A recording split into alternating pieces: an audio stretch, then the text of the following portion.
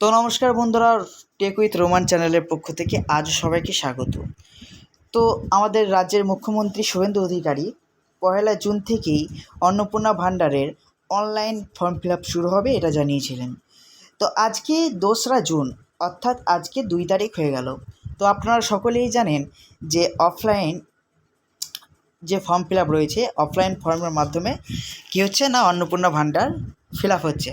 এখানে যদি আমি অন্নপূর্ণা যোজনা ফর্ম যদি আমি বাংলায় ডাউনলোড করি, তো এখানে কী হচ্ছে দেখুন, এখানে দেখুন অফলাইন ফর্মটা কী হলো না, অফলাইন ফর্মটা বেরিয়ে গেল। এই অফলাইন ফর্মটা বেরিয়ে গেল, ঠিক আছে। অফলাইন ফর্মটা 13 পাতার অফলাইন ফর্মটা বেরিয়ে গেল। দেখুন এখানে 13 পাতা যেই অফলাইন ফর্মটা রয়েছে, এটা কী হয়েছে না, এটা বেরিয়ে গেল। এরপরে এরপরে আপনারা যদি দেখতে চান, আমি ধরুন আবার ওই ওয়েবসাইটে গেলাম।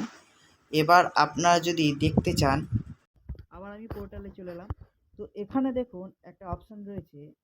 আমি এটা যাই হোক, আমাকে এটা ডেস্কটপ মোড করাচ্ছে নাকি একটু চেক করে নিচ্ছি। ডেস্কটপ মোড, হ্যাঁ, তো এটা আমি ডেস্কটপ মোড করে নিলাম।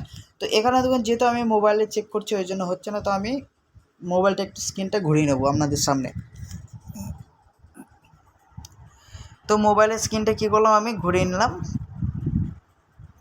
দেখুন, এবার মোবাইলের স্ক্রিনটা ঘুরিয়ে নেওয়ার পর এখানে দেখুন রেজিস্টার মোবাইল নাম্বার এবং হচ্ছে Q8GT60 এটা ক্যাপচা এবং এন্টার পাসওয়ার্ড দিতে বলছে।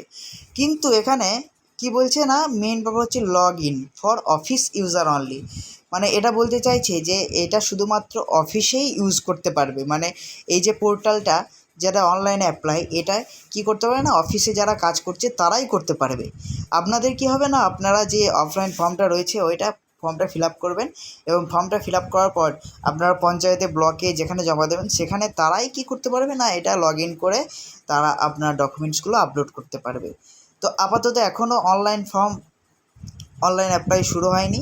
তো যারা যারা অনেক ভিডিও দেখছেন ইউটিউবে তাদেরকে বলে দিচ্ছি যে অনলাইন অ্যাপ্লাই এখনও চালু হয়নি।